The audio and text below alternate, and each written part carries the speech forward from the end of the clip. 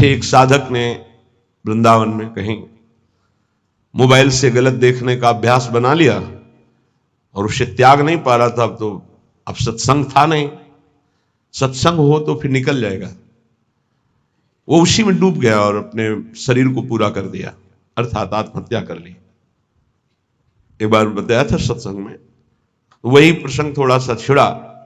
सब संत भगवान विराजमान, 1000 बार अगर हम गिर जाएं तो भी हमें शरीर छोड़ने की बात नहीं सोचनी। गिरता वही है जो दौड़ता है। जो गिरे पड़े हुए हैं, चल ही नहीं रहे, वो क्या गिरेंगे। साधक को हर गिरने में एक उपदेश मिलता है, हमसे त्रुटि कहां हुई। पर यह बल सत्संग से मिलता है। यदि सत्संग मिले तो 1 मिनट में ऐसे सब। निराश नहीं होना किसी भी साधक को, ध्यान रखना हमारा बल भगवान है। कोई हमें त्रुटि है, कोई अभिमान है, किन्हो इस कभों अभिमाना सुखो वंचा कृपा निधाना, बहुत ये गूढ़ बात है। साधक में कहीं ना कहीं थोड़ा जितेंद्रियता का, साधुता का, दिव्यता का अभिमान हो जाता है। उसका नाश करने के लिए उसको घुटने टेकने पड़ते हैं माया के आगे। तब उसको लगता है नहीं, सर्वलोक महेश्वर भगवान ही मुझे चला रहे हैं, मेरे में कोई सामर्थ्य नहीं है। कभी ऐसी किसी के साथ घटना घट जाए तो आपको प्रायश्चित होगा, क्योंकि भक्त हैं, आपका हृदय जलेगा, दंड मिलेगा, निंदा होगी, अपमान होगा, लेकिन आपको निराश नहीं होना। आपकी परम पदवी को कोई भी बाधा नहीं पहुंचा सकता। ये ध्यान रखना, हमारे शब्द याद रखना। कभी कदम पीछे मत चलाना, आगे ही बढ़ाना। ये संसार नहीं जानता। तभी हम कहते हैं कि संतों के पास बैठकर जो सुना जाता है उनके अनुभव सुने जाते हैं। शास्त्रों में तो सब लिखा ही है, लेकिन जो शास्त्रों में लिखा है उसका उन्होंने साक्षात्कार किया है, फिर अनुभव करके बोल रहे। तो इस बात को समझे, 1000 बार त्रुटि हो जाए, गलती हो जाए, हम ये नहीं कहते गलती करो, लेकिन 1000 बार गलती हो जाए तो भी हमें प्रभु का मार्ग नहीं छोड़ना और अपने शरीर को किसी भी तरह से बाहरी दंड नहीं देना, आंतरिक दंड देना है। उपवास के द्वारा, कम आहार के द्वारा, परिक्रमा, नाना प्रकार की तपस्या का अनुष्ठान करके भस्म कर दो अपनी वासना को और प्रभु को प्राप्त करो। शरीर छोड़ने से आत्महत्या करने वाले की वो दुर्गति होती, भूत बनता कोई भी हो, चाहे साधु वेश में चाहे गृहस्थ में हो। पक्का समझना, आत्महत्या करने वाले को भूत योनि की प्राप्ति होती है और बड़ी दुर्गति होती है उसकी। एक बूंद पानी पीने को नहीं मिलता। पानी की प्यास की कीमत वही जानते हैं जिनको प्यास होने पर पानी नहीं मिलता। तुम क्या जानो, एक बूंद पानी उस जीवात्मा को नहीं मिलता जो प्रेत योनि को प्राप्त होता है, तो पागल बना घूमता है। फिर किसी निकृष्ट आचरण वाले के ऊपर सवार होकर तब वो अपनी प्यास बुझाना चाहता है। इसलिए इस मार्ग में चलने वाले पथिक को इतनी हिम्मत होनी चाहिए। लोका स्वच्छंद निंदाम विंदधति यदि में किम ततो दीन दीनम। मैं दीन नहीं बनूंगा उस समय। यह हमारी बात को पकड़ना। हमारी निंदा हो रही, तिरस्कार हो रहा, अपमान हो रहा है, अगर गलती नहीं हुई तो दीन बनने की तो बिल्कुल आवश्यकता नहीं। अगर गलती हो गई तो भी दीन बनने की आवश्यकता नहीं। क्यों? क्योंकि कुश्ती लड़ने वाला ही हारता है, देखने वाले तो केवल तालियां बजाते हैं। सदैव विजयी नहीं रहता, कभी कभी दांव चूक जाता है, दोबिया पछाड़ में गिरता है। ऐसे ही हमारा युद्ध हो रहा है, काम से, क्रोध से, लोभ से, मोह से, मद से, मत्सर से। ये क्या जाने, संसारी क्या जाने। मानो 30 वर्ष लड़ते हुए उसे व्यतीत हो गए, कभी घुटने नहीं टेका, लेकिन अगले मिनट में चूक हो गई और घुटने टेक दिया। अब संसार उसकी पराजय की निंदा करेगा, लेकिन हम उस उपासक को सपोर्ट करते हुए हृदय से कहते हैं, कभी नहीं, घुटने टेका, फिर खड़े हो और दौड़ प्रभु की तरफ। देख तो संसार पर विजय प्राप्त कर ही लेगा। नामे भक्ता प्रणश्यति। यह जरूरी नहीं है कि हम अपने शरीर को त्याग दें, क्योंकि ऐसी गलत, ऐसे प्राय जिनको सत्संग नहीं मिलता ऐसा कर देते हैं। निष्ठावान त्रिभुवन पर विजय प्राप्त करता है। लोका स्वच्छंद निंदाम विंधतति। चाहे कोई कितनी निंदा करे, तुम्हें फर्क नहीं पड़ना है, और फर्क पड़ जाता है तब जब सत्संग नहीं मिलता। ये हम आपको सत्य कहते हैं। सत्संग में बड़ी सामर्थ्य है। संतों के वचन अमोघ अमृत होते हैं। सत्संग ही बचाता है, संत वाणी ही उठाती है हमको। नहीं तो कभी कभी ऐसी दशाएं जीवन में होती हैं कि साधक निराश हो जाता है। जिसको किसी को कटु व्यवहार नहीं करते, किसी से कोई मतलब नहीं रखते, अपना लक्ष्य केवल, फिर भी गाली दे रहे, फिर भी ऐसे ऐसे षड्यंत्र रच रहे, फिर भी प्रतिकूलता। हे नाथ, ऐसा क्यों हो रहा है? ये कमजोरी हमारी है। इस कमजोरी को संत वाणी दूर करती है। पक्का जब जब जीवन में कहीं कमजोरी आई, तब तब संत वाणी ने हमें उठाया, संत संग ने हमें उठाया। ये हमने जीवन में देखा है। कभी भी हम जहां निराश होने का अवसर आया, वहीं संत भगवान पधारे और ऐसे वचन बोले कि हृदय गदगद हो। कहीं भी कभी भी कोई भी घटना ऐसी जिसमें हम निराश हैं, सामने देखा है कि संत भगवान खड़े हैं और कोई न कोई ऐसे वचन बोले जिससे निहाल हो गए। तो सत्संग के द्वारा ही हमको ऐसी सामर्थ्य मिलती है कि हम निंदा को सह सके। फिर कह रहे हैं, सर्वम चेता स्यात् कुटुंब किमिव मम ततो दुर्दशाः स्युस्तता किम। मेरे परिवार के सब लोग मुझे छोड़ दें, पक्का छोड़ देंगे, क्योंकि जहां जहां राग है वो हरि हटाएंगे, छोड़ देते हैं। जब आप सच्चाई से भजन करोगे, डरना मत। सच्चाई का जब जिस दिन भजन होगा तो परिवार का राग छूटेगा, पर परिवार में भगवत भाव रहेगा। वही हम कह रहे हैं कि भगवत भाव से प्रीति करो, राग पूर्वक नहीं। राग का नाश, राग होता है आंतरिक, बड़ा सूक्ष्म होता है। ततो दुर्दशा स्युस्तता किम। सब पूरे परिवार के छोड़ दिए, लोक में निंदा हो रही है और शरीर दुर्दशा को प्राप्त हो रहा है। ये होता है, ऐसी परिस्थिति आती है। इसी में दिव्य शरणागति का उदय होता है। दिव्य शरणागति जिसे भगवान की पूर्णता होती है, भगवान जिससे तृप्त हो जाते हैं शरणागति में, वो शरणागति इसी में होती है। लोक में निंदा हो रही, कहीं रहने का ठिकाना नहीं, कोई भी प्यार करने वाला नहीं, जिधर देखो तिरस्कार, और कोई अपना सृष्टि में कहने वाला नहीं, पूरी सृष्टि में कोई एक अपना कहने वाला नहीं। ये स्थिति आती है। स्थिति उस समय आर्त भाव से जो होता है वो शरणागति। जैसे गजेंद्र को कोई अब सहयोग देने वाला नहीं, अगले झटके में डूब जाएगा। अब याद आई हरि, अब वो शरणागति, एक सेकंड नहीं लगा, भगवान उपस्थित हो गए। हमारी बात समझना, ये शरणागति पढ़ लिख के नहीं होती, ये परिस्थिति पैदा की जाती है।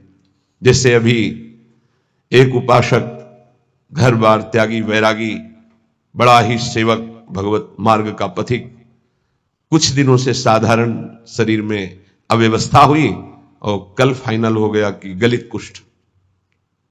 बहुत पुराना प्रारब्ध जागृत होता है। जैसे भीष्म जी 6 महीना बाणों की शैया पर, बाल ब्रह्मचारी, नैष्ठिक परम तप में युक्त, ऐसे ही जब हमारी भगवत प्राप्ति का योग बनता है, पक्का दिमाग में बैठा लो।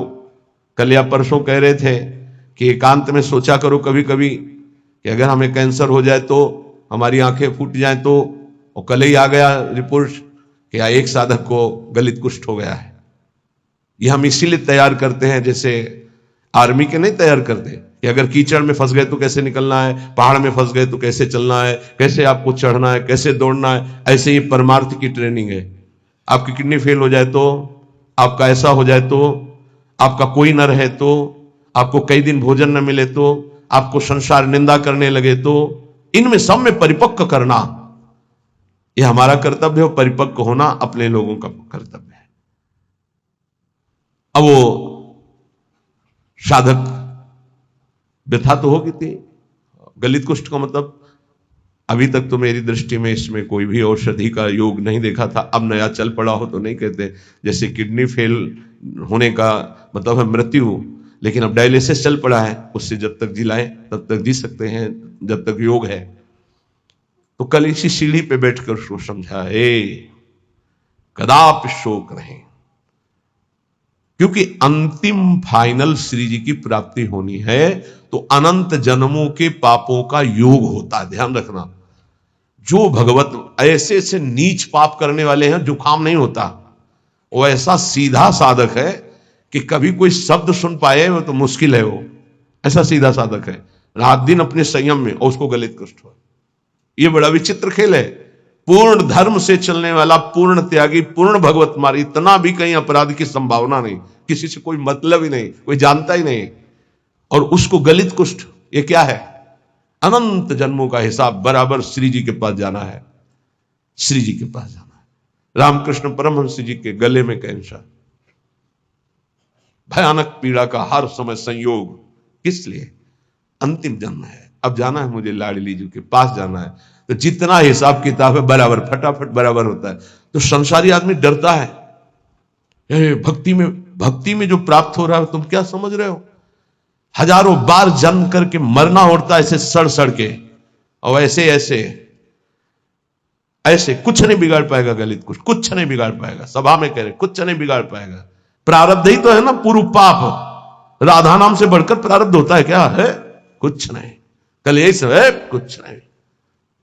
सियार नहीं पैदा होते सिंहों के सिंह ही होते हैं। हरिदास सिंह होता है।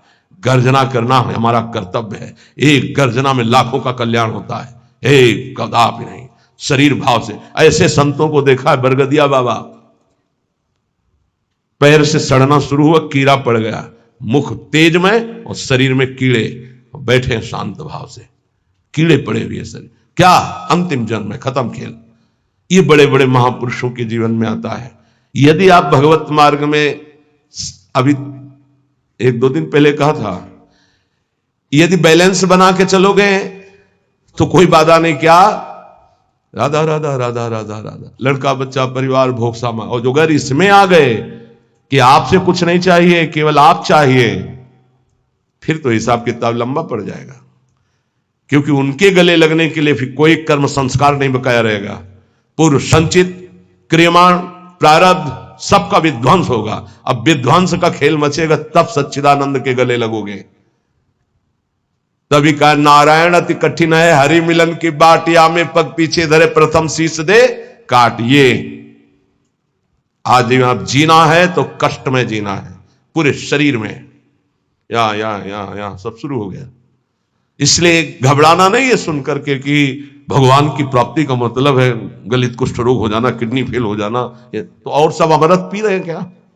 आप देखो अस्पताल बड़े बड़े भरे। ये आखिरी जन्म है भक्त का, इसलिए बहुत जल्दी जल्दी डॉक्टर के पास रहोगे तो डरोगे नहीं। सत्संग सुनते रहोगे ना तो तुम डरोगे नहीं तो डर जाओगे। इसीलिए जल्दी कोई श्री कृष्ण से मिलना नहीं चाहता। ये बड़े खिलाड़ी हैं। यहां लगन लगन सब कोई कहे, लगन कहा वैसो, जा लगन में तन मन डारे खोए। आपसे प्यार किया है, नरक भेजो। अब इन धमकियों से हम डरने वाले नहीं। अब आपको दौड़कर गले लगाएंगे, यही लगाएंगे। आप भी नहीं रोक सकते। बोले इतना गरज कर कैसे बोल रहे हो? गुरु ने मंत्र दिया है हमको इनको वश में करने का।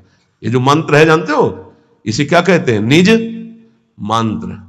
निज मंत्र, वो मंत्र जैसे हाथी को अंकुश वश में कर लेता है, ऐसे हरि को मंत्र वश में कर लेता है। गुरु मेहरबान हो गए, चेला पहलवान हो गया। अब हरि भी नहीं रोक सकते अपने मिलने से, अब हरि भी नहीं रोक सकते अपने मार्ग में। क्यों? गुरु ने। हां, बस गुरु के वटिया से मिले रहना, कुछ लेना न देना, मगन रहना, निश्चित पार हो जाओगे। सुना था एक राधा कुंड के भगवान संत की चर्चा में, गलित कुष्ठ आया, कहा 12 वर्ष का। हाँ, तो अपने लोगों के पास नहीं आएगा, अपने लोगों के पास ऐसे आता है, पूरा आके चढ़ बैठा। और जब चढ़ बैठा है तो राधा के लिए कुंज का स्वरूप वो जानता नहीं है। स्वागत उसका बढ़िया होगा, कुछ नहीं होगा, देख लेना। हम क्या कह रहे हैं? कुछ नहीं होगा, देख लेना। क्या होगा? श्री जी गले लगाएंगे। ये संसार क्या करता? बोले स्यात् कुटुंबम किमिमम ततो दुर्दशा। दुर्दशा देखकर परिवार के लोग भी हट जाते हैं। पक्का, ये खूब देखा है। 2-4 दिन वाली प्रियता बात अलग है, या बहुत जननी थोड़ा प्यार, फिर इसके बाद कोई प्यार नहीं करता संसार में। पक्का आप लोगों को भूल भुलैया में फंस रहे हो, इसलिए ऐसा लगता है। नहीं, अपने जीवन में देखा है और पक्की बात है, कोई प्यार नहीं करता। अगर कोई प्यार करता है तो भगवान, अगर कोई प्यार करता है तो भगवान जिससे प्रेरित करते हैं वो, अन्यथा नहीं। दुर्दशा स्युस्ततः कि मेरी दुर्दशा हो जाए तो भी मेरा क्या? जब कोई होता है तो उसमें बैठकर वो बोलती हैं, और जब कोई प्रकट में नहीं होता है तो वो स्वयं बोलते हैं। तो धन्य है उसका जीवन कि जब शरीर दुर्दशा में हो और कोई प्रकट में पास ना हो तो ये लाडले दोनों खेलते खेलते आ जाते हैं, प्रिया प्रीतम, और बात करते हैं। ये कथा नहीं कह रहे, ये व्यथा कह रहे हैं। हृदय की जब व्यथा उत्पन्न होती है तब कथा की रचना होती है, तब उसकी जीवनी की रचना होती है। दुर्दशा मांगो, मांगोगे, कोई हिम्मत है किसी की कि प्रभु मुझे ऐसी दुर्दशा दे दो जिसमें आपके सिवा कोई भी ना हो। और ये संसार, जिस कमरे में आप होगे उस कमरे की खिड़की में भी नहीं झांकेगा कि कहीं ऐसे न कह दे, बुला न ले। पक्का खूब अच्छे से देखा है, खूब अच्छे से देखा है। ये बात बहुत इसलिए रुक रुक के कह रहे हैं कि जीवन में सबके आता है, सब दिन होत न एक समान। एक दिन तुम सुख से इतराते हुए छाती फुलाकर अभिमान से डोल रहे हो, जब तुम्हारे कर्म का परिणाम आएगा तो छाती फुला के फिर सहने की ताकत नहीं होगी। इसलिए अभिमान मत करो, पाप मत करो, पीछे का हिसाब ही इतना है कि लाखों बार जन्म ले तो भी हम नहीं भोग पाएंगे। उसको मिटाने के लिए मानव देह मिला है, खूब नाम जप करते हुए उसको मिटा दो। सेवाधीशश्च न स्यादि यदि किमुततः श्रील वृंदावने हम। अगर मेरी ऐसी शरीर की दुर्दशा और सेवा नहीं बन पा रही भगवान की तो मुझे कोई फर्क नहीं पड़ेगा। क्यों? क्योंकि मैं पड़े पड़े रोते हुए उनकी सेवा करूंगा। एक होती सामग्री से सेवा और एक होती रुदन से सेवा। तो यहां कह रहे हैं सेवाधीशश्च न स्यादि यदि किमुततः श्रील वृंदावने हम। अब हमसे प्रगट सेवा भी नहीं हो पा रही तो मुझे क्या, क्योंकि मैं हूं तो ना उनका। ये देखो, ये हिम्मत, ये निष्ठा बहुत जरूरी है। ये इसलिए कि आज आप स्वस्थ हैं, आप परिक्रमा दे सकते हैं, सेवा कर सकते हैं, कल ऐसी भी स्थिति आ सकती तो क्या। कभी कभी सोचते थे जब रात के 8 बजे स्नान कराते थे श्री जी को, हिम्मत बनाई रात्रि तक उठ पाए, श्री जी को स्नान करा रहे धीरे से जैसे बना, तो सोचते थे श्री जी आपकी सेवा कैसे होगी। आज हमारे तो 2 हाथ नहीं सेवा कर पाते, लेकिन आज सैकड़ों हाथों से श्री जी को दुलार हो रहा है। ये उनकी महिमा।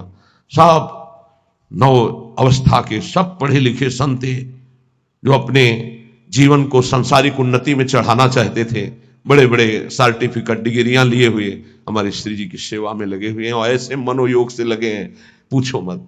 भगवान सदैव कृपा करते रहे हमारी लाडली जी की सेवा में, ऐसी इनकी रुचि बनी रहे। कभी कभी जब श्री जी को श्रृंगारित देखते हैं, इन सब का प्रयास देखते हैं, तो ऐसा लगता है कि हमारी एक एक वृत्ति जो सेवा की थी वही इनके रूपों में आकर के विराजमान हुई है। जैसा हृदय से चाहते थे, भावना में करते थे, वही प्रगट में आज सेवा हो रही है। अगर शरीर से सेवा भी न बने तो हमें क्या, क्यों मैं आपका हूं, आपके निमित्त पड़ा हूं। यथा श्याम्भस्यास्थाय धैर्यम, ये बहुत बढ़िया श्लोक भगवत प्राप्ति के लिए कह रहे हैं, बहुत जोर की बात इस श्लोक में कह रहे हैं। जैसी भी परिस्थिति रखोगे मैं धैर्य नहीं छोड़ूंगा। ए हरि, आपसे है, आपसे जैसी परिस्थिति देना चाहो दे दो। क्या लोक में स्वच्छंद निंदा कराओ, लोग अपमान कर दें, तिरस्कार कर दें, तो भी मैं दीन नहीं होऊंगा। दीन का मतलब हाय हाय अब हमारी सब निंदा करने वाले, कोई हमारा नहीं, ऐसा कभी नहीं होगा। यदि हमें कुटुंब परिवार छोड़ दे, शरीर हमारा दुर्दशा को प्राप्त हो जाए, प्रगट में सेवा भी न कर पाऊं, तो भी स्थास्याम्यास्थाय धैर्यम मम निज परमाभीष्ट सिद्धिर्भवत्रे, मेरे को भगवत प्राप्ति से अब कोई नहीं रोक सकता, क्योंकि मेरा धैर्य है कि मैं प्रभु का हूं। हमारे माई श्यामा जी को राज, अब इसी से भगवत प्राप्ति होगी, पक्का होगी। यही हम कई बार समझाना चाहते थे, जो आज इस श्लोक में निकला है। कैसी भी परिस्थिति हो, भजन भी ना बने तो भी भगवत प्राप्ति होगी। बोले भजन के बिना भगवत प्राप्ति कैसे होगी? भरोसे में, भरोसे में। आगे पड़ा जटायु देखा, सुमिरत राम चरण की रेखा। भगवान के चरणों,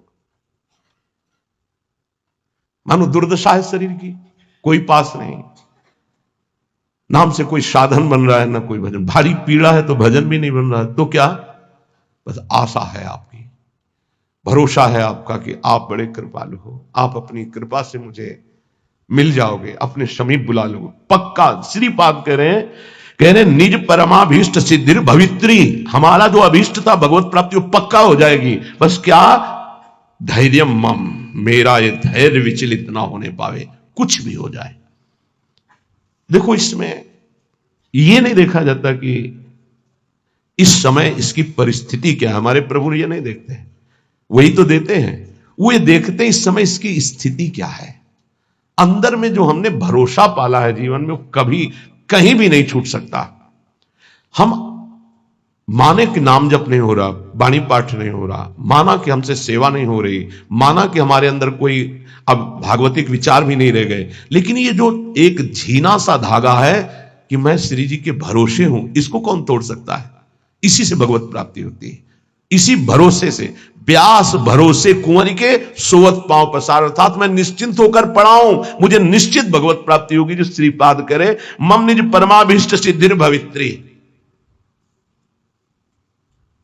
बहुत जोर की बात है। हर उपासक के लिए ये अध्यात्म की चरम सीमा की स्थिति की बात है। इस पर विश्वास कर लो अगर कर पाओ।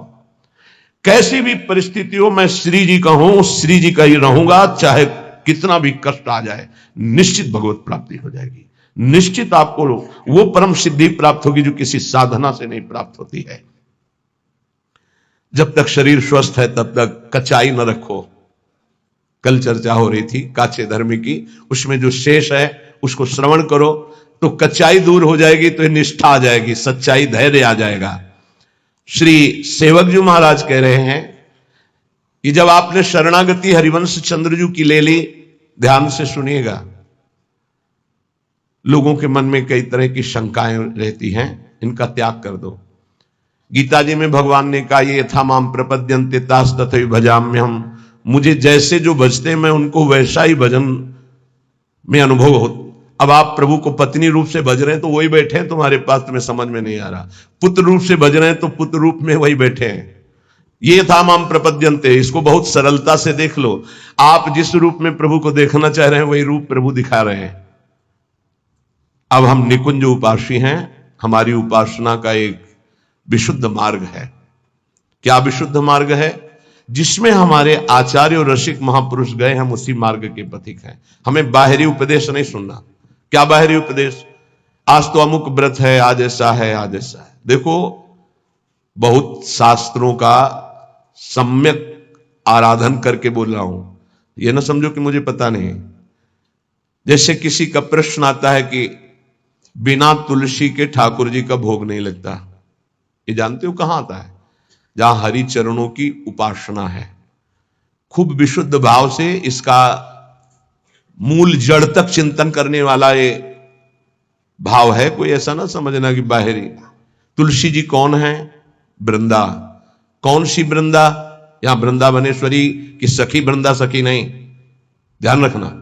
ये वृंदा सखी नहीं, अधिष्ठात्री हैं। अनादि वृंदावन, अनादि वृंदा सखी। ये वो वृंदा जो नारायण को पति रूप में बनाना चाहती थी। तो देवर्षि नारद जी आए और कहा, देवी नारायण को ऐसे तुम पति रूप में नहीं बना पाओगे, पहले तुम्हारे पातिव्रत धर्म की परीक्षा होगी। बोले देने के लिए तैयार हूं। बोले एक व्रत तुम्हारा पातिव्रत यदि पास हुआ तो नारायण तुम्हें पति रूप में प्राप्त होंगे।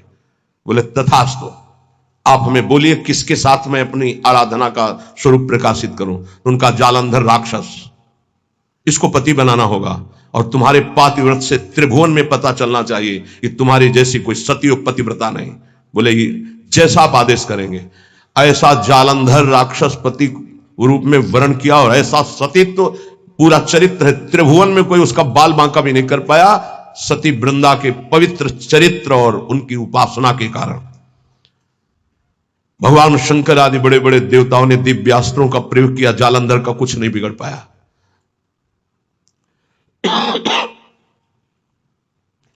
भगवान श्रीहरि से प्रार्थना की।